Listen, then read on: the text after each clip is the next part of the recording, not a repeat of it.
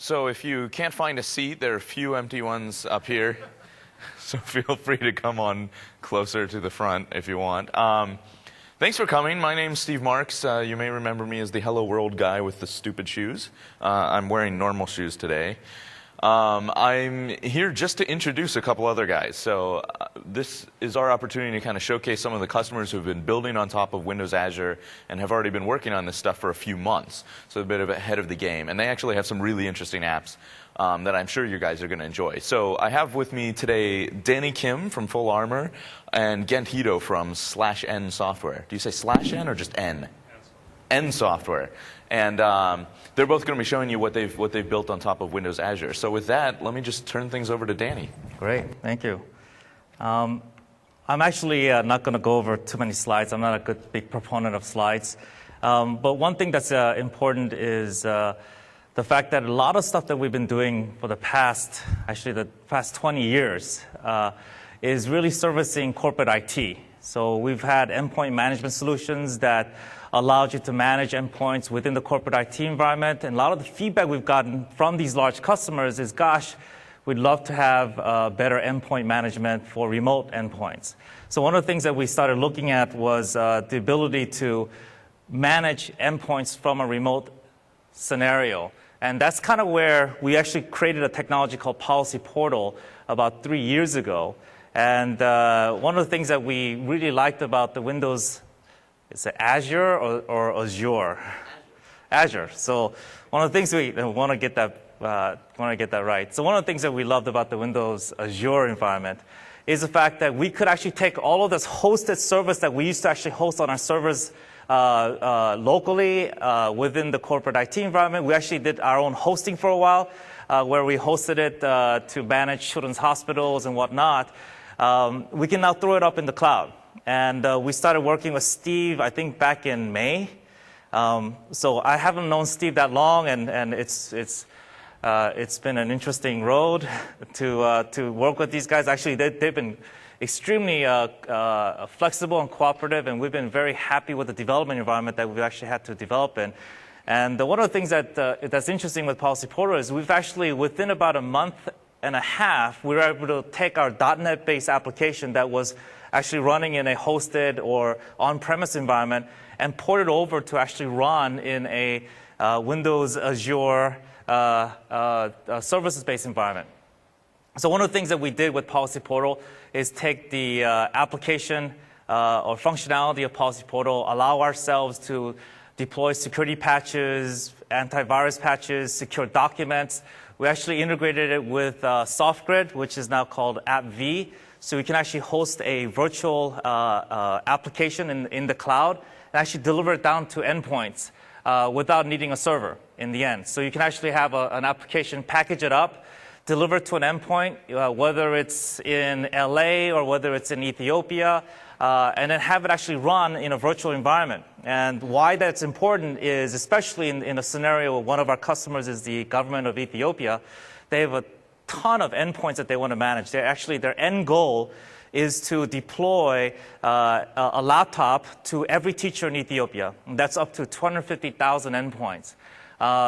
Whenever you think about a number of that size, now any problems that you face at the endpoint is compounded. So one of the things that we're deploying to the Ethiopian government is a custom app that does curriculum tracking, that does attendance, and their end goal, the government's end goal, is to actually upgrade the education system of their country so that they can actually fight poverty, fight literacy, and whatnot.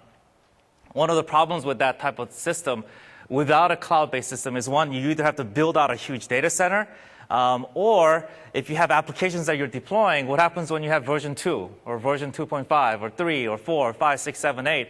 What are you going to do? You can't actually go and visit every teacher and potentially upgrade their apps locally. It has to be all done remotely. It has to be all done seamlessly. And that's kind of the reasons why we integrated with AppV as well.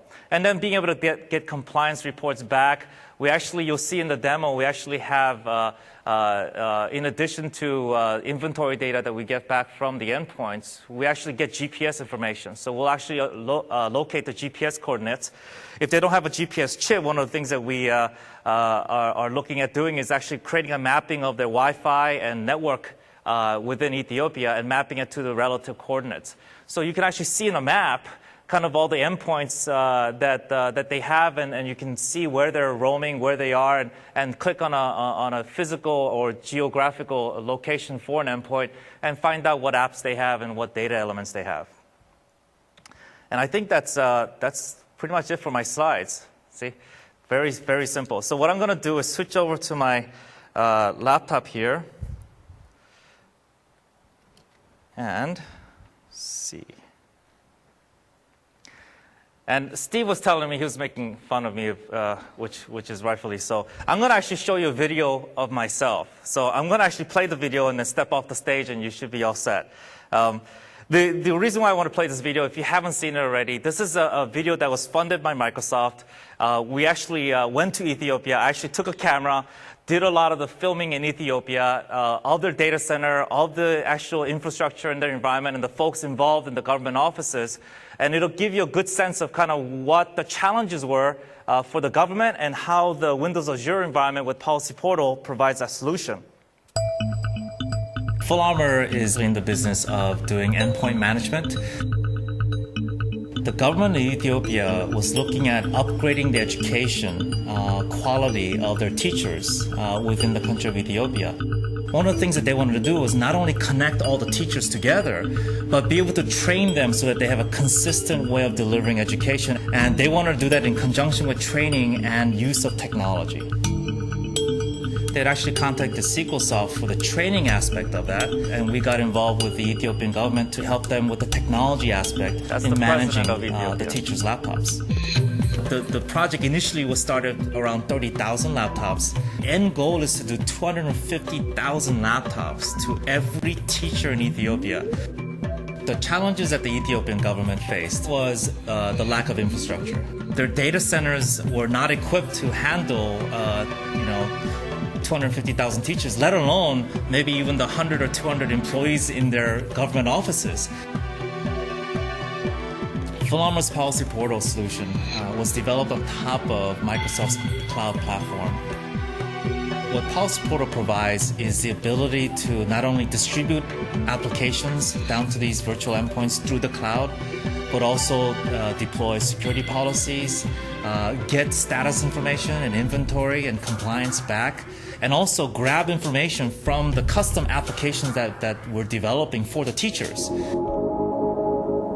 One of the neat things that Microsoft had provided with us is early access to Windows 7 that allowed us to utilize some of the latest technology that's coming out, such as GPS and multi-touch technologies that we've actually integrated into Policy Portal. So we can actually push a document down and have that document only open in a certain location or a certain building within Ethiopia, within the teacher's school. The real value with this solution is that this is not a one-off, but one of the things that we wanted to do was create a model that can be replicated to multiple emerging markets. Microsoft is our biggest partner in this, in the sense that they provided us the infrastructure, the cloud-based technology that our product runs on top of. Without that, this project would be impossible to do. One of the things that it provides us is our ability to scale this application from 10 users to 500,000 users without a blink of an eye. And that really is what made the difference here. It was quite interesting doing the development work for this cloud platform. The fact that Microsoft created the development environment for the cloud platform to use the same tools, Visual Studio Environment, .NET, ASP.NET, it really made the transition very seamless and easy.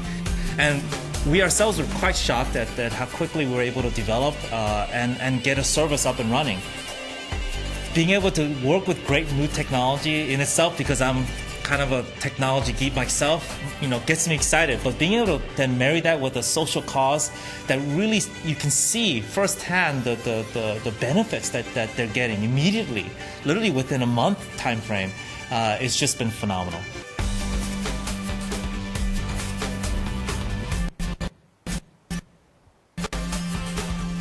Okay. So what I want to do is give you a quick demo of the actual product and maybe a little bit more of the inner workings than what the video would have shown. Let me go ahead and log in. I actually requested a private build so that I don't. We actually went live with initially with 20 teachers, and we're actually up to about 150. So if I actually went to the live environment and start deploying packages, they'll actually get these packages down to them, and they'll be wondering what's happening. So I actually asked for a private build to do this demo. One of the things that we did was we actually did put some GPS tracking information on some of the teachers just from a demonstration standpoint. And what you see here is I can actually go through, and this is Addis Ababa, if you're not familiar with Ethiopia. That's the capital of Ethiopia. We also I actually stayed somewhere here in the Sheraton, which is the only place where you can actually get an ATM with money. So their infrastructure is very low end, very minimal. One of the things that we're able to do is click on any of the laptops that we've got deployed, and you can actually start seeing inventory information. We've actually just begun to take information back and send it back up to the cloud.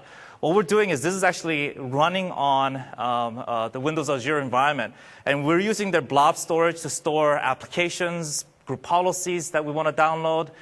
We're using their table to actually store information about their inventory and some of the metadata about the blobs. So there's a ton of stuff that we're using that's just essentially scalable for us.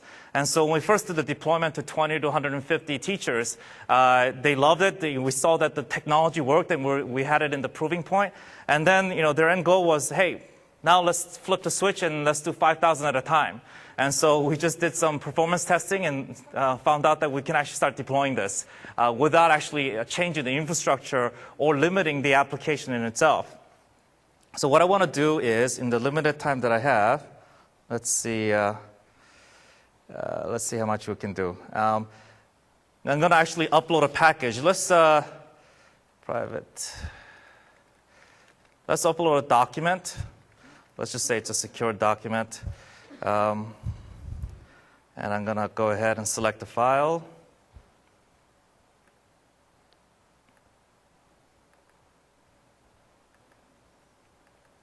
And upload a doc. There's documents that they want to send to the teachers that have private information about the children. They may actually send salary information. There's actually private data that they actually want to send. This document was encrypted. We can actually use any type of DRM or RMS type technology, encrypt a document. We can upload it to the cloud. It actually uploads now to the storage mechanism inside Windows Azure. And now, once it's available, I can actually assign it. And just so you guys know that Manage Docs is empty, Group Policy Templates is empty. So these are two empty folders. And because I don't have two machines that I'm going to switch back and forth, you're going to have to use your imagination and kind of guess that once I assign these two packages to myself, we'll get actually a group policy template and a secure document coming in. So let me do one more package here. And I'm going to do, let's call it Lockdown Ethiopia. And obviously we wouldn't call it that. Well, the teachers would never know. So this it's a GPO, and it's a group policy template. And I'll actually show you what a group policy template would look like as well. But let's go through this first. GPO templates. We have a technology that allows us to take a group policy object. I don't know if you know what that terminology is. It's anything that's Active Directory based has the ability to create a group policy object that you can apply to endpoints inside of AD. Group policy objects have up to 2,500 or more settings that allow you to control all the restrictions, all of the operating system, as well as all the configuration of all apps and third-party apps and so on, including Office. So let me actually go ahead and say, you know what? I want the HIPAA laptops. We actually have pre-configured group policy templates for different compliance. So I don't want to go too far into that, but let's go ahead and upload that as well. So now I've just done is uploaded a secure document and a group policy object into the cloud. And I'm going to associate both of those to the Ethiopian Workstations group. which my laptop happens to be a member of in my private build. So we associated that, and let's associate this as well. And then I'm going to quickly, if I can, switch over to the client log. Did I miss it, or did it already come down? Wow, that was fast. So here, it's actually going through. So the private teacher doc was already downloaded to my desktop. It'll actually go ahead and probably download the additional group policy object. There. So here we go. Client is registered. Teacher doc is downloading. Here's the private teacher doc. And the lockdown Ethiopia GPO got downloaded. And it got executed. So what I just did was I downloaded a document. I downloaded a group policy from a executable policy, and it actually executed as well. So what I'm going to do is, without anything up my sleeve, now there's files in here. It actually came down from the cloud. So what you saw here is, and I played dual role on this machine, is this document didn't exist. It was downloaded from the cloud, from the Windows Azure cloud environment, and now the teacher can actually open it and access their secure document. And they can also, they wouldn't actually be seeing this group policy object because I actually linked it to the hidden directory that we downloaded. But I displayed it to show that, one, we downloaded and executed this group policy object. I want to also show you what the group policy object did. All of our executable policies that we generate is self-reporting. So we can actually show what settings that actually apply to the machine. So if you look at this, we had a HIPAA compliance template that says, you know what? These are all the group policy objects settings that I want you to enforce. So password policy, lockdown policy, audit policy. So everything around compliance for that endpoint can actually be now posted to the cloud and distributed to any remote endpoint, including your local LAN-based laptops as well. So this actually, let me see if this gives you a good idea of, let me go back.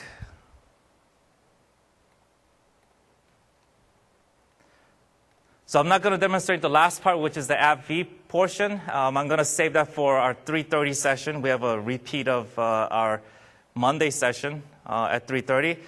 That's a way to actually package an app V, post it to the cloud, and have it download and execute locally in a virtual environment. That's Policy Portal. I mean, that's one of the beauty of Windows Azure is the ability to take these .NET-based services and post it up in the cloud. One of the things that we're doing from a developer standpoint is we're opening up the API for this so that if you as a developer decide, hey, I want to get something down to the endpoint, I have a new neat app that I want to use the transport of Policy Portal in a secure manner. So we actually have integration with card space certificates and whatnot. So all the authentication, certificates, security is done for you. We already have endpoints that distribute out to potentially 250,000 endpoints in Ethiopia and obviously other corporate customers. If you say, hey, I have an app that I want to distribute, we actually have a web service-based API that we'll be publishing that allow you to take our Policy Portal environment in the cloud and actually post automatically from your app, your service, directly into Policy Portal and target it out to your customers that may actually be registered. So that's actually my 20 minutes of fame. I'm going to invite up Gent over here so he can give you the his company Nsoft demonstration on I think you have the services actually running in the cloud. Yep. Simple services in the cloud.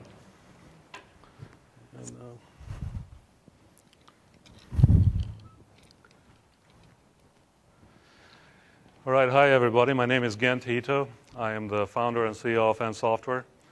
I don't have a video, so you are stuck watching me for the next 20 minutes, but I promise to try to make it interesting. Let me tell you a little bit about what we are trying to do, and that the best way to do that is by talking about the company a little bit. We have been providing infrastructure components for the past 15 years. Chances are that if you do email or credit card charging or transfer of files securely over the net, you are using some of our code, or maybe one of the people that work with you is using some of our code. We have more than 100,000 developers around the world that use our products. They've been using our products for the past 15 years. We have millions of end-user installations. A lot of them are mission-critical. Deployments on thousands of companies around the world. What we do is infrastructure components, and infrastructure components rely on APIs. We're really trying to sell you, or we are selling you, an API, a simple API to get to a service. And it's not that you can only do what we provide with our software. There's lots of other software out there that you can do the similar things to what we do, or the same things that what we do in certain situations. However, by providing simple and easy interfaces for developers, we've been able to build a business for the past 15 years. And we're taking that same mentality, that same experience, and we're trying to transform that into the cloud and provide simple services based on the same principles. A little bit about the technology that we covered. This is just a reference slide. If you want any of this after, I'll be happy to give you the slides. So I'm not going to go over each one of them. What's interesting in what we provide, I think, is the footprint. We provide components for .NET, fully managed components for .NET. We provide components for Windows Mobile. We provide BizTalk adapters, SQL Server tasks, Windows workflow activities, PowerShell commandlets, if any of you here does PowerShell, SharePoint for the same workflow technology. And we also support legacy, COM, ActiveX, ASP, C, C++, Delphi, etc., as well as Java. This has been intentional. The more people that use our components, we believe that the more people that use our technologies, the better they become. The more people that are banging onto your code every day, the better they make it.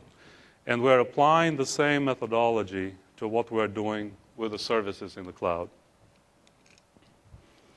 So we've been talking about putting some simple services up that provide the same types of technologies that we cover for years now. And it usually goes like this. You get a couple of business guys or sales guys that talk to a customer, and they mention something about having a service here or a service there.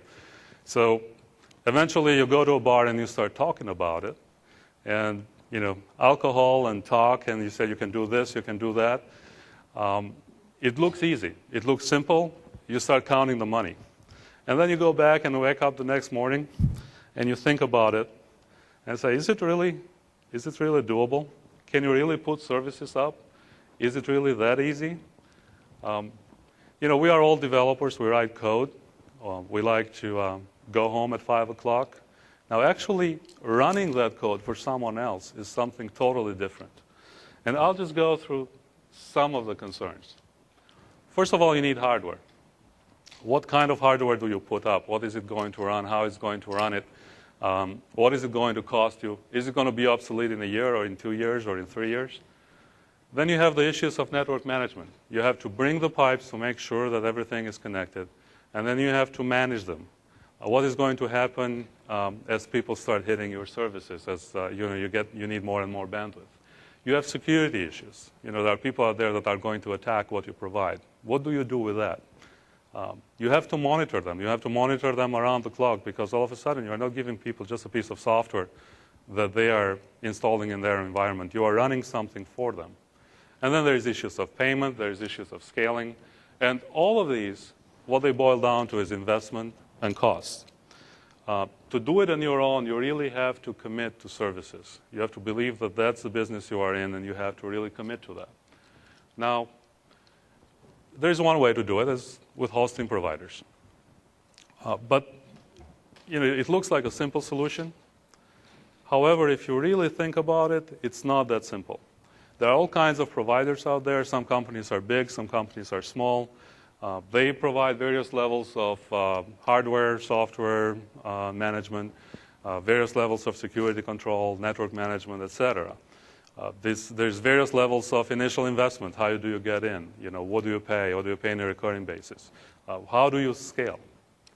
Suppose you are successful and you have a good problem. What do you do in that case?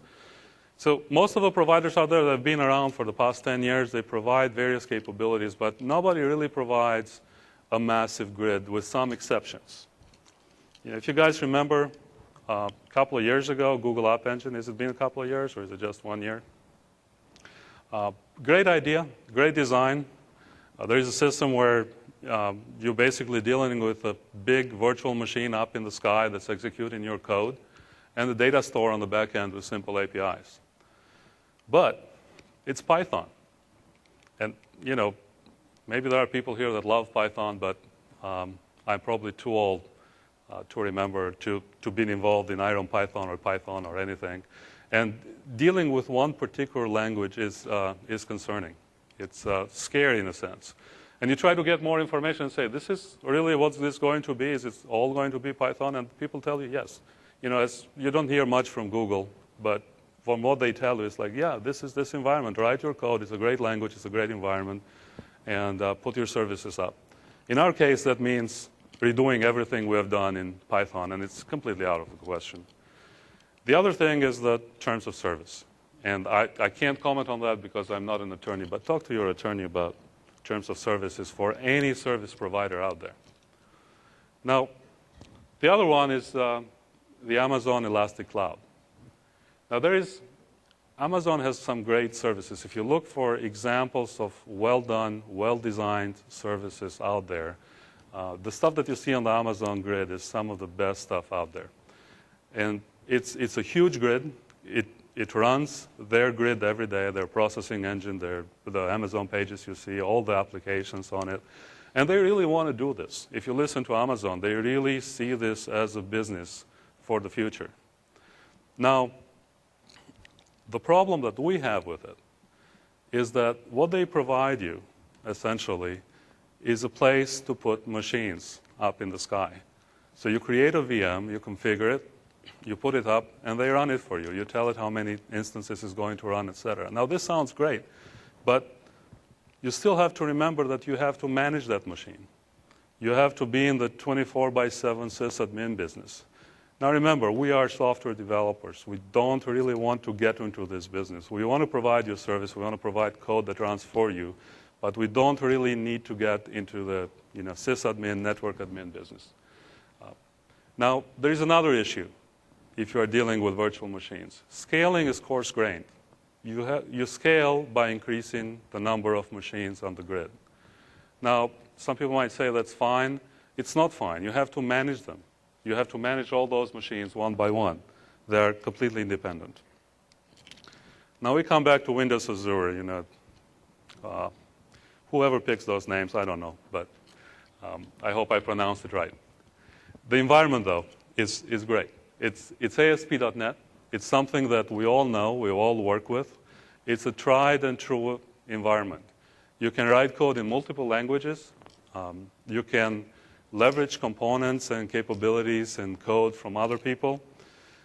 And the interfaces are very simple, things that we're used to, and simple interfaces to the back end, to storage, to other services on the back end.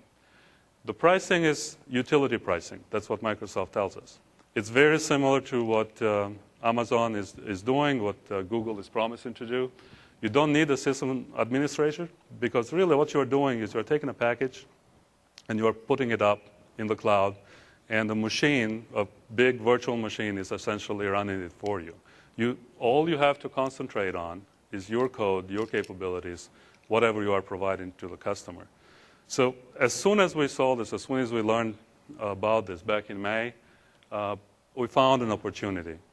It's the right type of environment with the right interfaces for a small company like us to get services up in the cloud. So again, just iterating some of the points that I mentioned in the last slide. It's ASP.NET. Now, there is a very interesting thing in there because every time you are having a party in somebody else's house, you are concerned. If you are storing something on the cloud, that's exactly what you are doing. The rules can change. They can change anytime. They can change based on business or service agreements, etc. What do you do if you have bet your business on this and the rules change? And the critical thing there, the critical question that you have to ask yourself is, can you take it and leave? Can you put it somewhere else? Now, the software plus services message that Microsoft is pushing gives me, at least on our end, makes us feel a lot more secure in the sense that if you don't like what they are providing in the cloud or how it's working or what they are charging for it, well, you can take the same software and deploy it somewhere else. And I'm sure that there are going to be other people that are going to provide the same capabilities on Microsoft software. Or of course, you can put up your own hardware and run it. So that was the case for finding the right place in the cloud to deploy our services. Now, what were we going to do next? You know, we have had components for many years, many developers using our components. The question was, what do we need to do to make them simple services on the cloud that people will prefer and like to use? And the questions are simple. You know, well, not simple, but the questions are straightforward. What do people want? What do they need? What makes a good service? I'm sure a lot of you ask yourselves the same questions as you write software for people on a daily basis.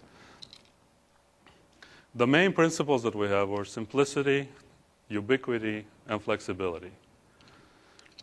Services have to be simple. They are just like a component. They are utility with a specific purpose. A service interface is not something where you show the latest pattern that you learned. It's not a place where you show the last architectural method that you learned. No one really cares about what the architecture is behind it. No one really cares about what types of objects you expose or how you expose them. What people really want is take that utility, find what your service is about, figure out quickly how to use it, and then be done with it. Your goal for success is really to make it reliable, simple, and to disappear.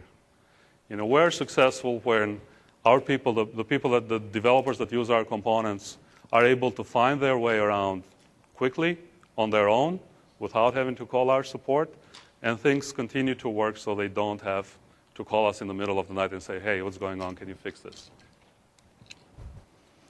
Now, quality and the number of people that use a particular piece of software of the service or a service are very interrelated to each other. The more people that use your software, the more people that use a particular service, the better it becomes. So we've been striving to find ways to increase the number of people that will use our services the same way that we deal with our software components, where we provide them for many platforms, many development environments, as many developers as possible. We want to do the same thing with our services, make them easy to access and easy to use, so that we can have a maximum number of people using them and therefore increase the quality of what we provide.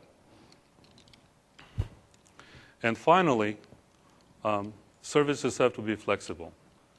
You know, you don't have to teach people to call them from a particular environment or a particular language or a particular architecture. The burden is on you as a developer to provide interfaces that people understand, are familiar with, and use on a day-to-day basis. We've built our services on our really simple service bus engine, RSS Bus Simple Service Engine. It's a product that we've been working for several years. It's something that you can use to build services for Windows, Azure, or straight ASP.NET. We have an interesting architecture that we provide very simple interfaces. The input to all of our services is just a simple set of name-value pairs. The output is very similar to how we get the input, and we'll see that on the demo.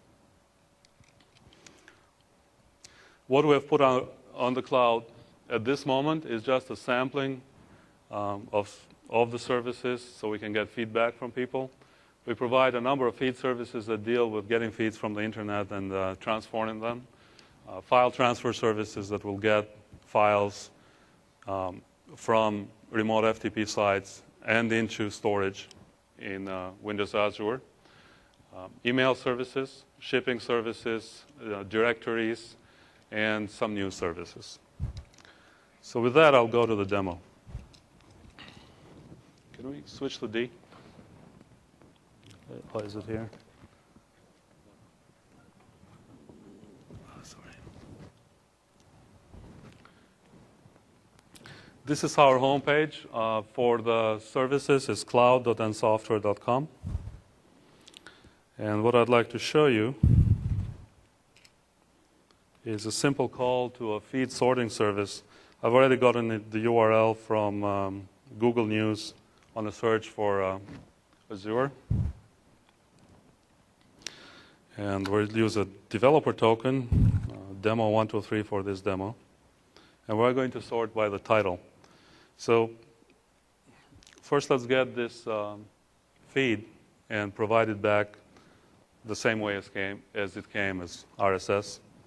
You see the search hits. Now by just clicking a button, we can provide the same feed as an Atom feed, which is another feed reading format. If you want to call it over SOAP, here's how you generate WSDL. This WSDL was generated automatically based on the arguments that we have specified for the service. But if what you use is Excel, you can also call it directly from Excel. And when I click this button, what's going to happen is that a spreadsheet will be generated dynamically. Inside the spreadsheet, there is a call to external data services from Excel that dynamically calls this service and provides the feed data. So the usual prompt from IE. And here's that Excel spreadsheet that I talked about. And here's the data from that news feed. Really, the thing that's visible on Excel is really the title. Now, we don't have any real data services on the cloud. You can try that if you download our RSS bus engine from www.rssbus.com. But it's by the same mechanism that we got this news feed out of Google, we can get all kinds of data across the enterprise. Data from a SQL spreadsheet, data from a mail system, data from a document system, etc. Let's see. Is this on one?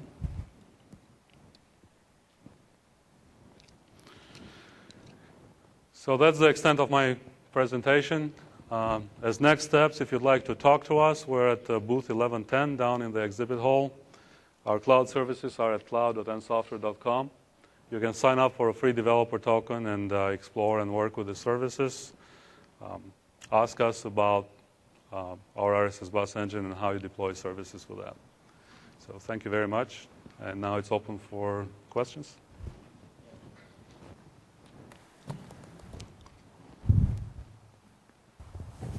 First, I just want to say thank you very much to Danny Kim and Gent Hito. A nice round of applause for them. We've loved having you come and play on the new Windows Azure platform, and thanks for sharing what you've done. We are happy to take some questions and answers now. I'm supposed to remind you that the recordings will be online at microsoftpdc.com, and you should also please fill out evals there so that we know what you liked and what you didn't like.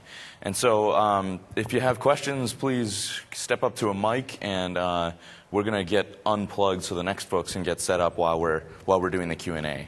So fire away. Hey. Thanks for the presentation. It was very informative. I've got a general question to Microsoft, really, about cloud computing and the service offerings for partners.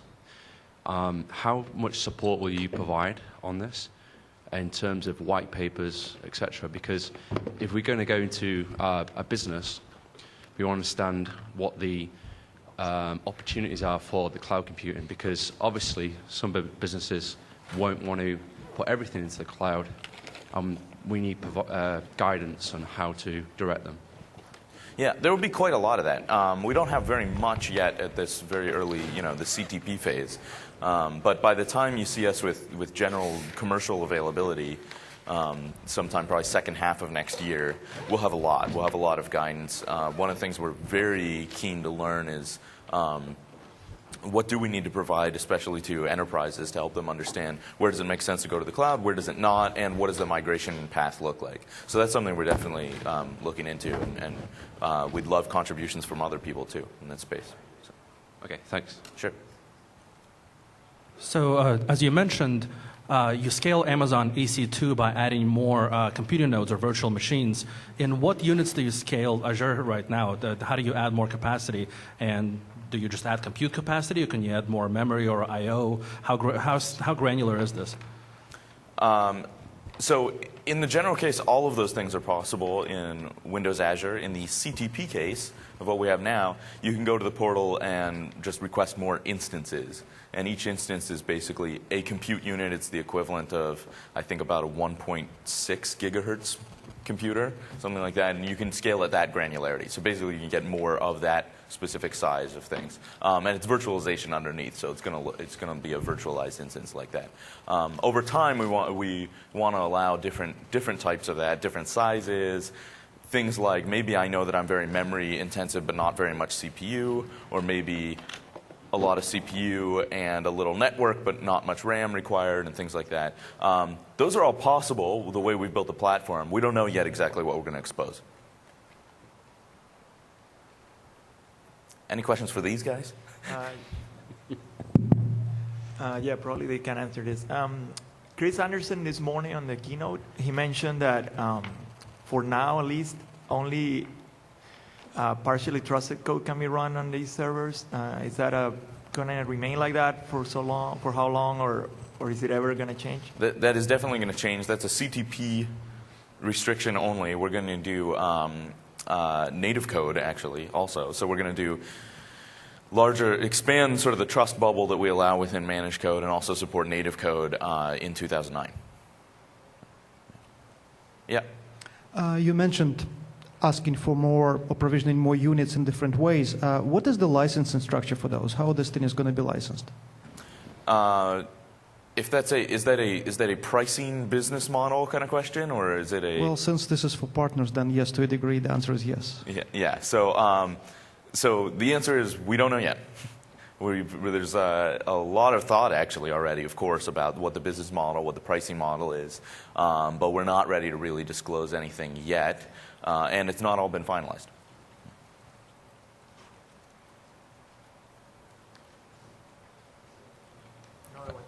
Okay. So about licensing too, like if you're a component vendor and you license your software today based on the servers on which these things are running, is there anything you thought about how are we going to license now? How's licensing? I'm going to give the same non-answer, which is that we'll tell you more as those things get settled down. Yeah.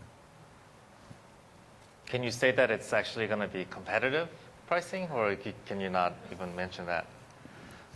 As a partner, we assume that it's going to be at least competitive.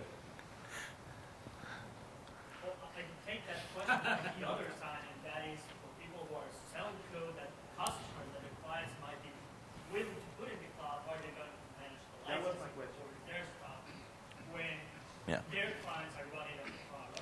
That's a good question. So it's a lot of different issues. It's a slightly different skew than what you were saying, but yeah, I'm still not going to comment much on those things. But certainly, I guess it's just my general thought on this is that this type of cloud computing platform actually opens up a lot, not just in terms of technology, but also in terms of business, licensing, different models of how software is sold, how services are sold, how subscriptions work, things like that.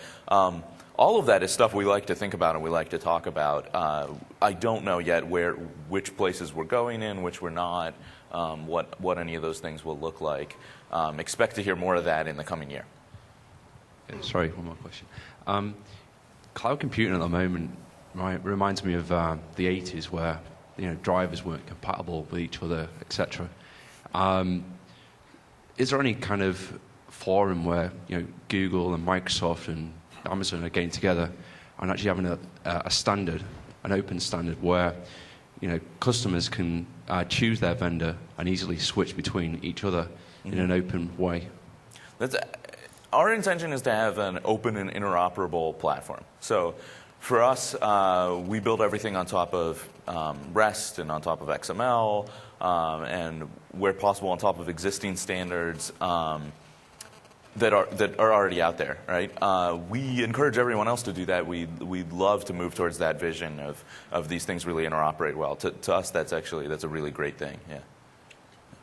Well, the other thing to add on to that is because these are web services, it doesn't matter if you have another web service running on EC2, you can call it, and it would actually be a seamless call. So we've actually had customers looking at doing some private data storage within their own data center, but then using the large scalable storage within Windows Azure as well.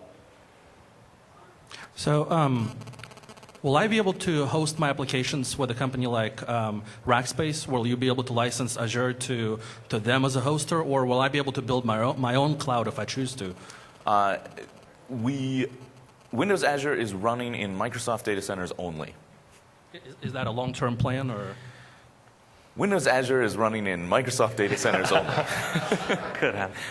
That is, I mean, there is no plan currently to go into those other spaces. I don't want to mislead and say, oh, there's some thinking, whatever. That is really the answer, is that we're not doing it now. There's no plan for us to go license this to other people to run or to allow people to run it in their own data centers. Mostly what we would like to see is a lot of the technology that's in Windows Azure make it into those server products. And that's a great place for people to run this stuff on their own, or for other partners to run similar things. Can I make a comment on that? Sure. From our experience, what we found out is that it's truly just ASP.NET 3.5. And if you disregard the data side, where you have some custom interfaces which you can virtualize if you want to, it's really just ASP.NET, and if you want to take that code and move it somewhere, you really can. So that's our experience, not speaking for Microsoft or anybody, of course.